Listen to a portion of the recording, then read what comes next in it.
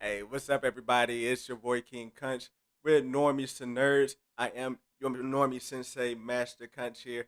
And, Falcon and the Winter Soldier is coming out tonight. And it is one of the biggest projects that I've been excited for with Marvel, to be real with you. I mean, the trailers, the lead up, the characters, and everything leading up to it, I'm extremely hyped. But, it's been a little while since we've seen the Falcon and the Winter Soldier on the same screen.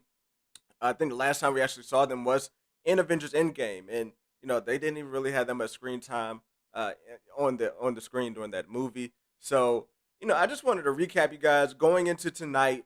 Let's recap. What's let's going into the night.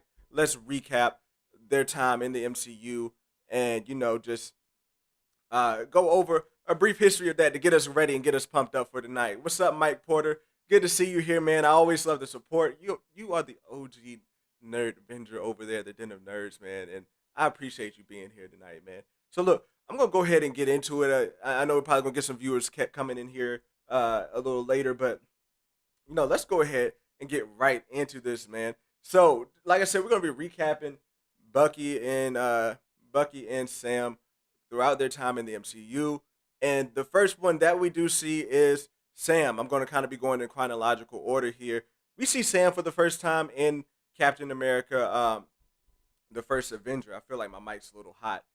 So yeah, we see Bucky the first time in Captain America, the first Avenger, when Bucky comes up to Steve and he saves him in the alley after Steve's mouthed off to somebody in the movie theater about military service. So this is the first time we see Bucky step in, and I think it's a good thing to see here.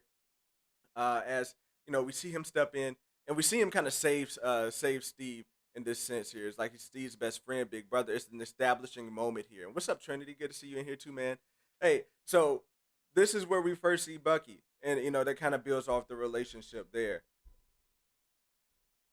All right, so then Bucky is actually the one. Bucky takes Captain America out to the Stark Expo, and this is important because if Bucky didn't take Captain America there, he would not have been able to meet Dr. Ernstein. I think that's how you pronounce his name. He wouldn't have been able to meet him, yo. So like, I think it's cool that a recurring theme. I think that is Bucky.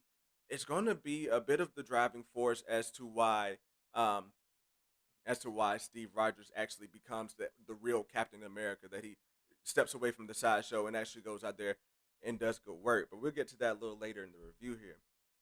So in the movie, we got a big gap where we don't see Bucky. Bucky leaves after the expo. He goes overseas to serve in the war. And during that time, Captain America, he gets his super soldier serum and all that. But during that time, Bucky seems to have gotten captured. So this moment here is huge because the fact that Bucky was captured drove Steve to not be that show puppet, to not be that PR piece for the United States Army. This this moment right here when he goes to get Bucky, that's when he really becomes Captain America. He goes in there and he busts everybody out the Shield compound, and I love this scene here because it's so underrated when you first watch it.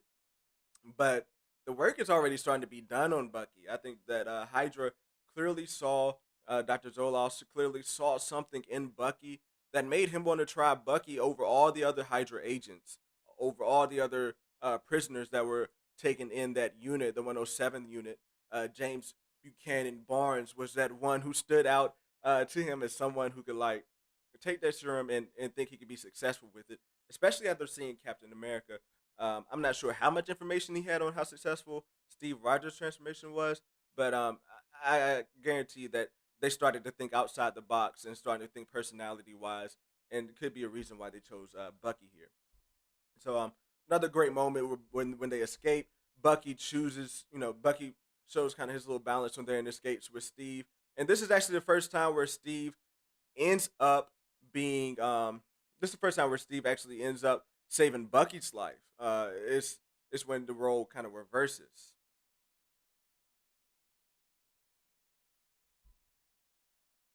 So yo, uh, we're going down the line, down the movie. They start busting up Hydra bases. They start going in, kicking butt, taking names, shutting down Hydra.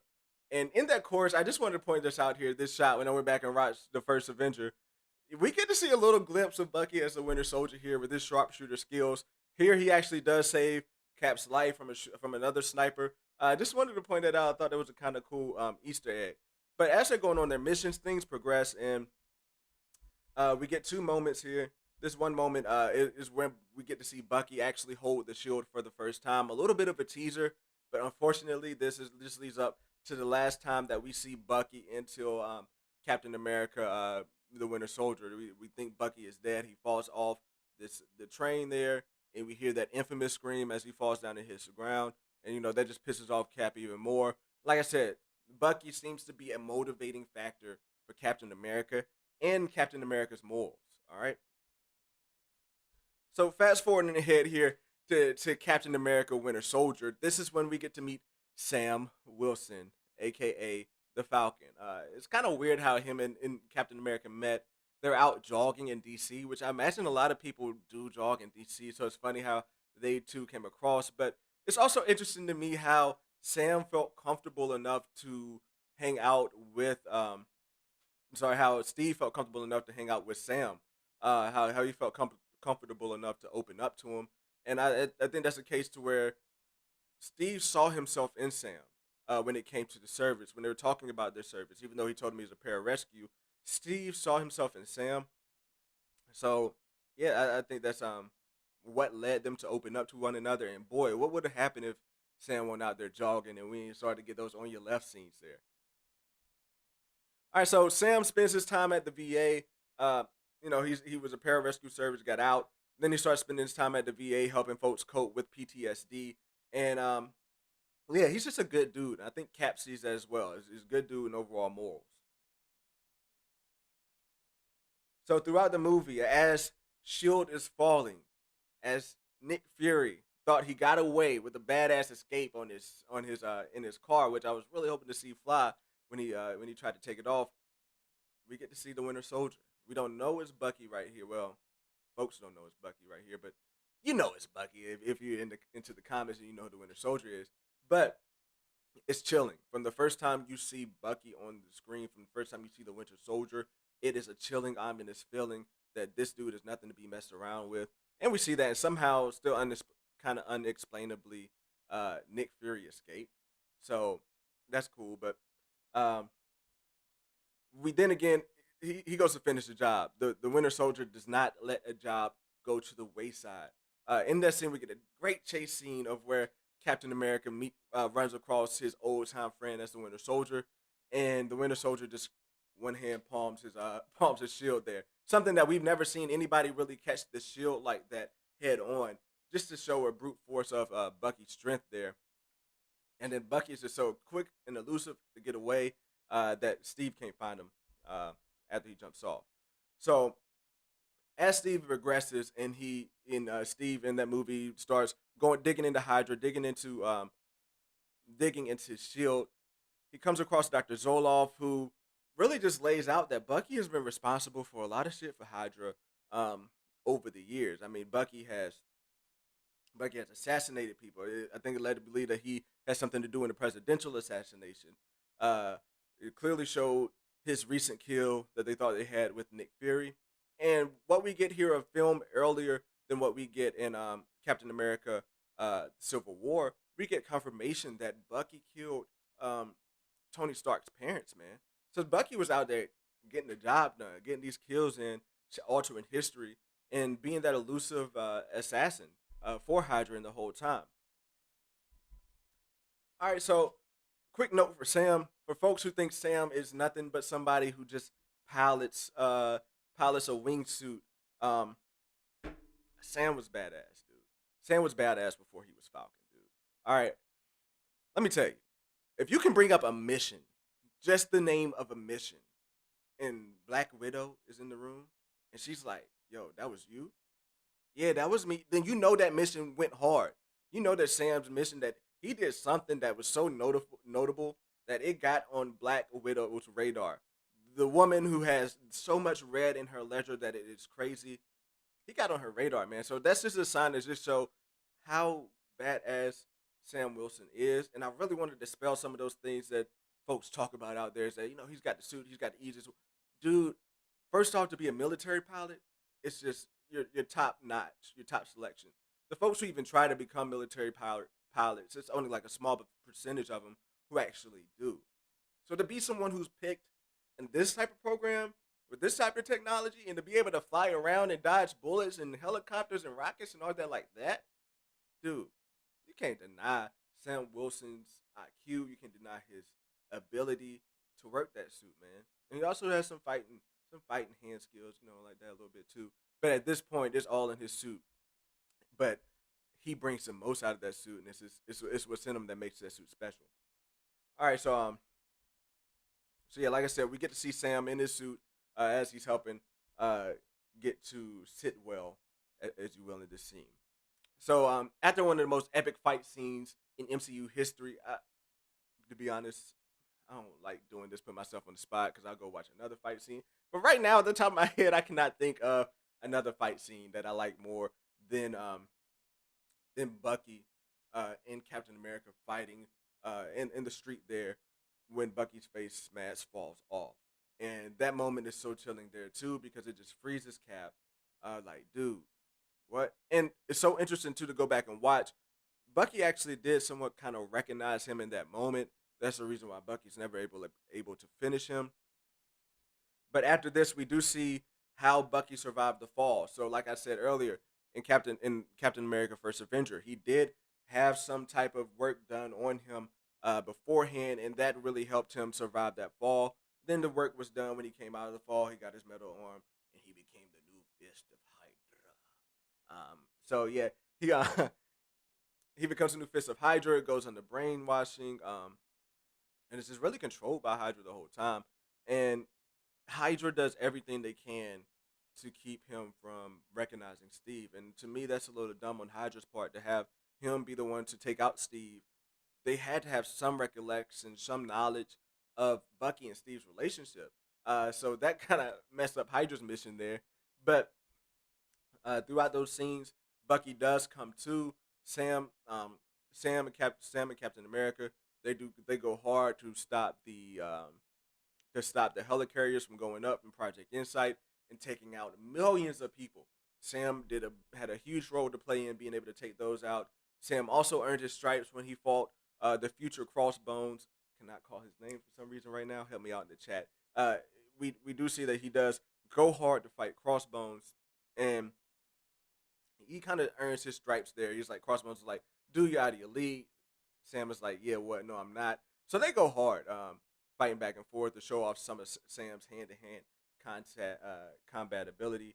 But ultimately, the biggest thing here is that Bucky is seen pulling Steve out of the water. He is seen saving him, showing that he really knows and remembers Steve.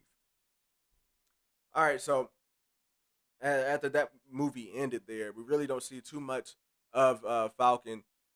We don't see too much of Falcon in the Avengers: Age of Ultron. We don't see Captain. We don't see the Winter Soldier. We do get a little bit of a cameo of Falcon there when they're celebrating their defeat of the last Hydra base, but we get Sam Wilson, who is presented as one of the new Avengers at the end of Age of Ultron, just setting them up for the future movies to come. So the next time we do see them play a huge role in the movie is in Captain America: Civil War. Now that is also one of my favorite movies. Captain America, Winter Soldier, and Captain America: Civil War. Those are like my favorite MCU movies, man. Like those movies go hard. You can't sleep on those movies, man. So we see Sam in Captain America: Civil War. He comes in Lagos, and really he's doing his thing. You can tell they spend a lot of time training at the Avengers facility. They have moves. Him and Cap have a move. Him and Wanda have a move. They have built chemistry as a team there in Captain America: Civil War, and that relationship shows. When Peggy dies, uh, Sam brings Sam goes with Steve to the funeral, and that's a huge deal because that's a part of Captain America's life that's personal. That's a part of his life where you feel like he need a friend. So it's a huge deal that they came together, that he was there with him at that funeral. So after T'Chaka was blown up at the UN and Bucky was framed. Bucky's been in Bucharest the whole time. It's just interesting because as a a European assassin, he's doing a good job trying to blend in. But as an assassin, you can't never stay out the game. He gets sucked back into it after everything explodes, um, and the world goes on a manhunt for Bucky. So look, Bucky. This is how it's a little dark here, but Bucky, it gets captured by Zemo, and that mind control. We actually see the mind control password. Don't ask me to repeat it right now, man. But we see that mind control password be put back into Bucky, and he becomes a Winter Soldier again. And it takes a lot to get him out of it. Sam and Steve, they capture Bucky, and they get him out of you know they ask him, who you talking to. That mind washing is kind of worn off at that point. They ask him, who am I talking to, and then Bucky recalls, I'm talking to my best friend Steve for all this time, his whole life back in Brooklyn. So yeah, this is huge because it kind of, I don't want to say it really alleviates Bucky, but Bucky was being mind washed and controlled, doing everything negative that he's done. So as an assassin, as he killed Tony Stark's parents, as he did those assassinations and tried to kill Nick Fury, he um he was being mind controlled, and that's a huge role to play in his retribution as a character. Um, so that whole fight scene goes down, and everybody goes toe to toe for Bucky's freedom. They're trying to take him in because of the Sokovia Accords are being brought down, and that's really Bucky is really the main source of Captain America's dismay there because I don't think Captain America stands up to the Sokovia Accords, but he knows something bad is going to happen to his friend if those folks capture Bucky and take over him. So that's what leads to all the fighting. I mean, Captain America's morals are somewhat entrenched around doing what's right for his folks, doing what's right for his, trying to do what's right for his country, but also doing what's right for his friends. So he's willing to throw all of that away for his loyalty. That's why I said in the first one, Bucky has so much to play in Captain America's stature of what makes Captain America. So didn't want to go there yet. Sorry, guys. So, like I said, we get this fight scene, and I joked about it earlier, but it's almost like if you want to look at it on an outside view, Tony Stark just found out that Bucky was the one that killed his parents. Whether he's mind controlled or not, the dude that pulled the trigger on your dad and your mom is standing right in front of you, and you have on the most powerful suit in the world. How can you not expect? Um, how can you not expect Tony to want to go off and tee off on Bucky? So this picture here, what do you see? A layman's version of that is you see two men jumping one guy after one of them killed his parents. All right, like that's kind of what you're looking at here. But you understand, Steve is trying to play peacemaker. He's trying to play mediator in stopping Tony from killing Bucky. Bucky doesn't want to kill Tony. Bucky doesn't want to fight, but Tony is pushing them towards it out of anger. And there's so much that you can understand that Black Panther even alluded to it before he stopped Zemo from killing himself. He alluded to it. So after all of that, Bucky and Steve they get away. Bucky goes to Wakanda to get some therapy, to get some of that good old Wakanda loving, and to get his mind right. And it works. He comes back. They call him the White Wolf a little bit in Black Panther, and that's a nod to Bucky in the comics, where Bucky becomes a White Wolf a little bit, and is a protector of Wakanda, one of the watchdogs and a key protector in Wakanda. So it's a great thing to see there, just for them to nod to his comic past. I don't actually think we'll see the White Wolf in the future, but it was a good thing to nod to. All right, so I'm not going to spend too much time on Infinity War because Sam and Bucky didn't really have too much character development in Infinity War. That story was more focused on Thanos and his conquest. So we do see Bucky. Bucky is the first one to go. He's the first one to blip away in Infinity War. That's when we know. That's when we knew that shit had gotten real when he started blipping away. And then Sam went off later a little bit. He went off while War Machine was looking for him, while Rhodey was looking for him, and just one of the sadder moments. Uh, Here is when we can flash forward. We can fast forward hours later in the MCU content because we don't see them again until the end, the last hour of Captain America. Excuse me. We don't see them again until the end of Avengers Endgame when everybody comes back through the portal. Uh, Sam hits Steve with the patented line on your left. He comes out and dude, it's just one of those awesome feelings that you get in theaters. Every time I watch it, I get brought back to the theaters, man, because I just yell whenever those folks come back. It's just great to see them. And something interesting as folks were coming back, we see Bucky come back as well. As the people were coming back in the portal, we see an order of folks that they're going to be using in the next phase of Marvel movies. I mean, we get T'Challa walking out first.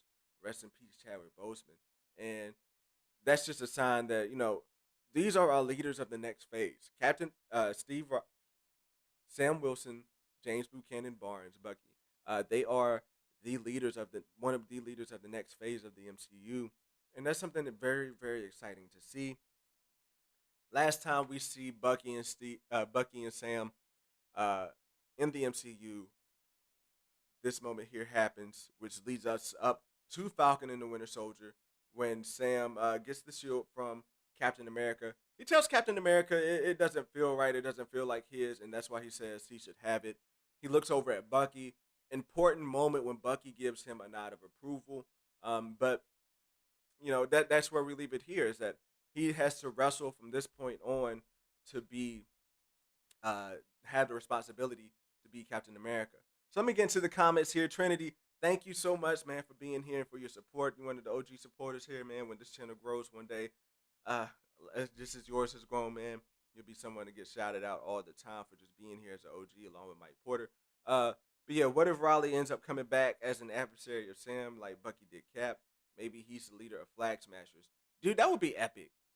That's an epic theory.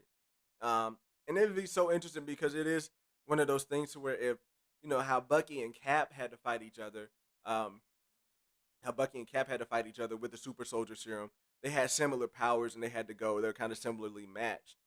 It would be crazy if Raleigh came back the same way. Now I don't know how he died in in the past with Sam, but if he's the head of the Flag Smashers and he somehow has the ability to fly, even if it's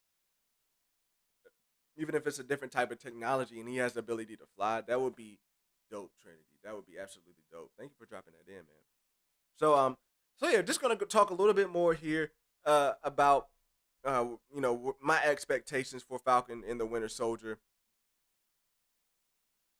It is to me Falcon and the Winter Soldier. I'm more hyped about that than any other Marvel property that's coming out, any other movie.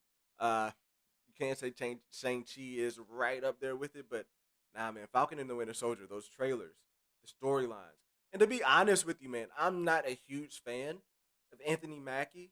To be honest, that's just me personally. I think he does a great job doing the role, but it's something about I've just never been a fan of his kind of dialogue in the films. But you know what? I'm just pumped for Falcon and the Winter Soldier coming out.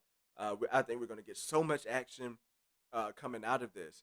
Now, spoiler warning going ahead because I'm about to go into some theories, and I don't want to spoil anybody's. Like, yo, if you see that happening, I don't want you to think that that I'm spoiling it for you because I do know a little bit about the cast that's in the show.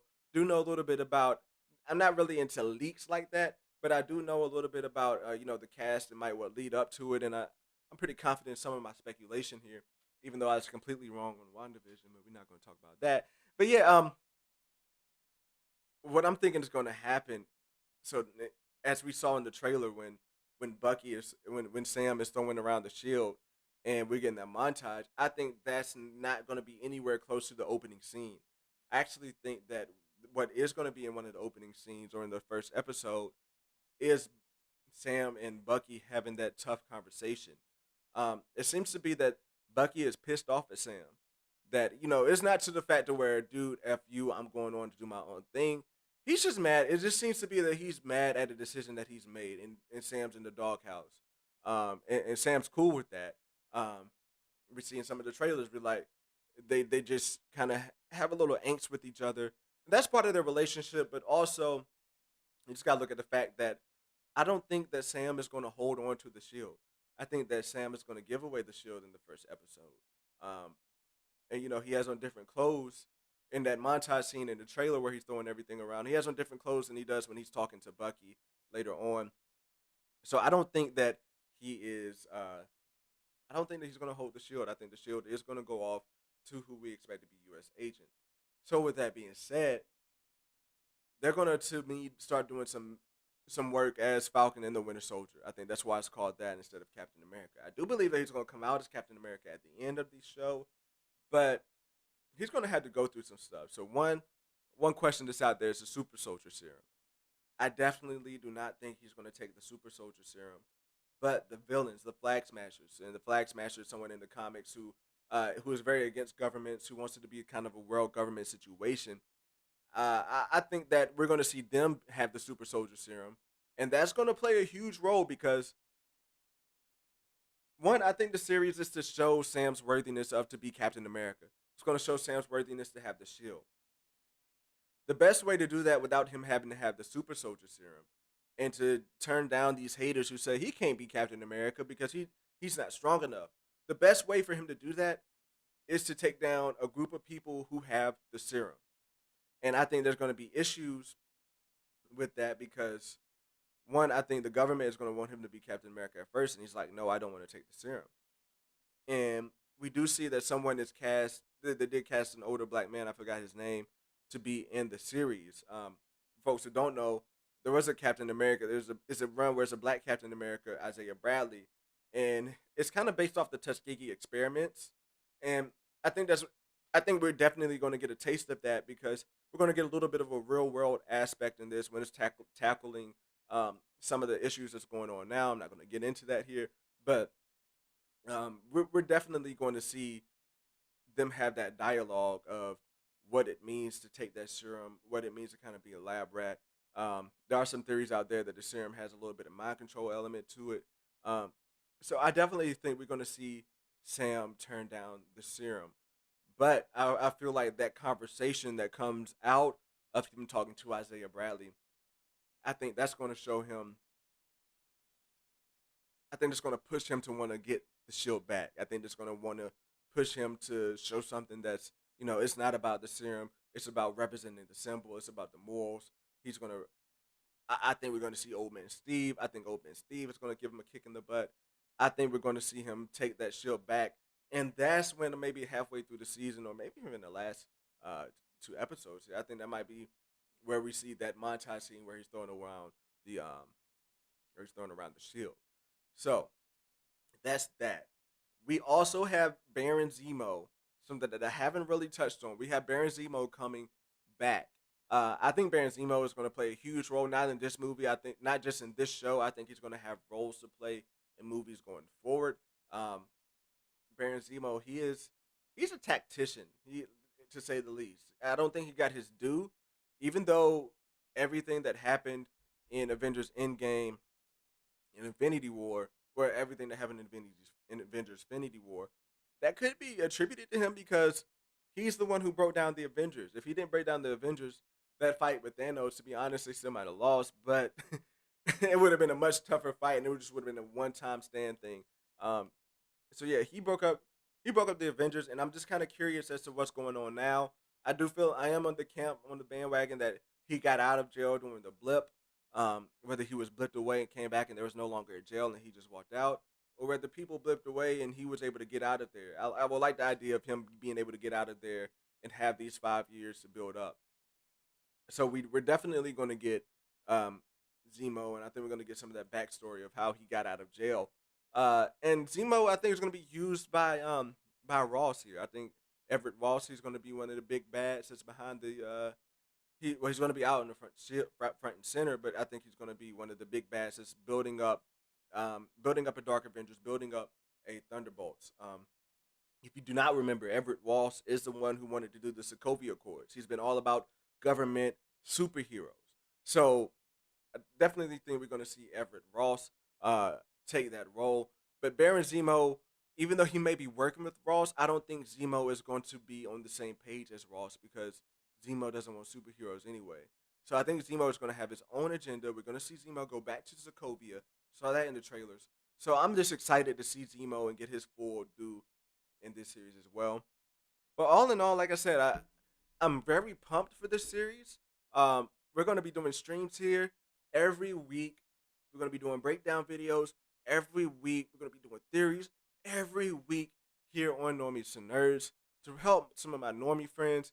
Uh, if you're not well versed in this MCU history, if you just maybe watched a couple Avengers movies and haven't really watched all of them, it's all good because all of this good content is coming out. Need you guys to be able to watch it. Need you guys to be able to watch it and enjoy it. So that's why I'm your normie sensei, Master Cunts. That's why I'm here to help you all guide your way along. And then for my nerds who are deep into it, I'm glad you guys are here too because I need some of that assistance too, man.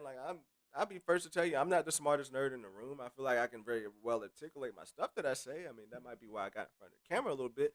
But yeah, we need the nerds in here. We need the nerds in here too to help our normies enjoy the most. This is a no shame type of thing to where if you have a question, there's no dumb question to ask. We're here for you. I mean, it's a community where I just want to help folks enjoy the content the best way that they can, and to get some of that backstory and to be able to feel enriched in some of these characters. All right, but yeah, like I said, the episode's coming out tonight at 3:30. Unfortunately, I have to work tomorrow from 9:30 to about 9 o'clock, so I will not be streaming tomorrow, but I will be posting on the YouTube page. Maybe the stream, maybe I might stream Saturday or Sunday, give some folks a little bit of time to watch. But yo, I'm not gonna be able to keep my mouth shut for long after watching this first episode. I am hearing it could be a little slow, but just I can't imagine that the setup will not be epic. Um, and yeah, I'm just really excited for it. Before we get out of here, I do wanna. Should I? I'm thinking should I do this or not, but something is something's telling me in the back of my head to just do it. All right, so I want to touch on some a little bit. I want to talk about the Zack Snyder Justice League cut. It's 4 hours long. I'm gonna be real. I'm not that dude to be able to sit there and watch a long thing.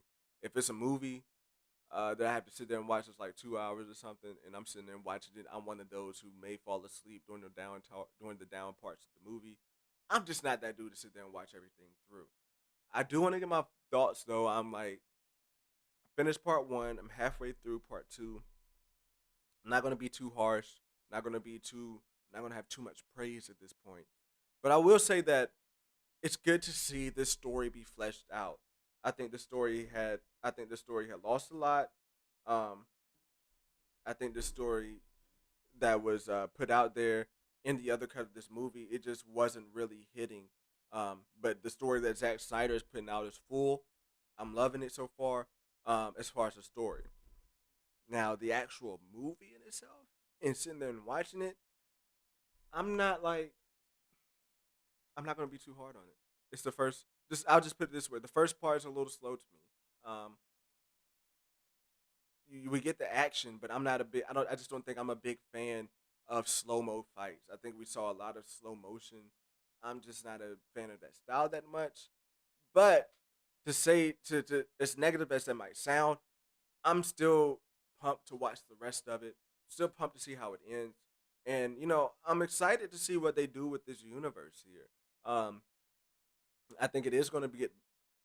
I know it is going to pump up in the later parts, and like I said, I don't want to talk down on it. I am a Marvel fan.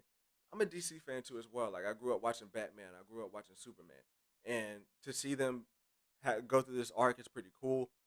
Trying to find the best way to put it. It's I think some people might have been expecting that Zack Snyder's version could be up to Marvel standards, but it's kind of foolish to like just calling that out of this thin air here. I think the thing is I'm still not really connect.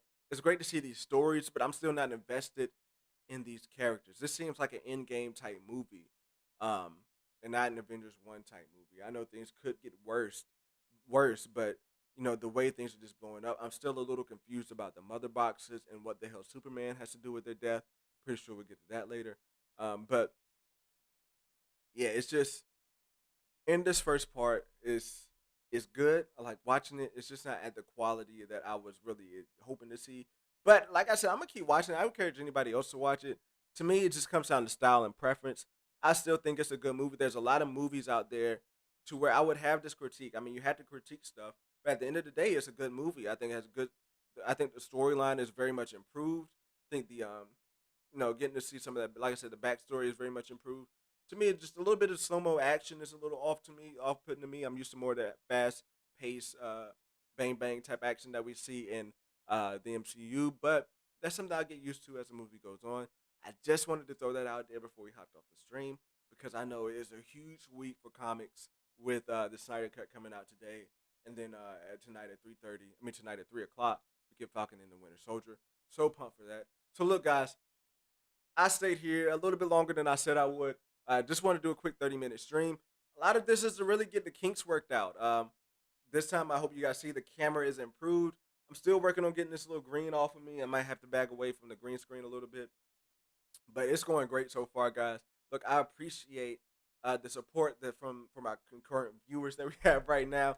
From Mike Port, the folks in the comments. I don't know who else joined here. Um, but from the folks in the comments, Mike Porter, Trinity, really appreciate you guys being here. I will see everyone on the next stream. Like I said, just look out on the channel. Friday, either Saturday or Sunday, the stream will go up on Falcon and the Winter Soldier. Also, going to be starting up an Instagram page and Twitter page for the channel, so be on the lookout for that, and I'll be posting updates there. But for now, drop a like and subscribe and share this video so your boy can get some more views, man. And validate it to the missus a little bit that I should keep on doing this thing, man. But yo, I appreciate y'all being here. Thank you so much. Again, I am your normie sensei, Master Kunch. It's been a pleasure here in the dojo where folks can come and learn, get the from where normies can come and train to be nerds and get their MCU content feel in here. So look, I'll catch you guys on the next one. And as always, like I said, like and subscribe. Peace out.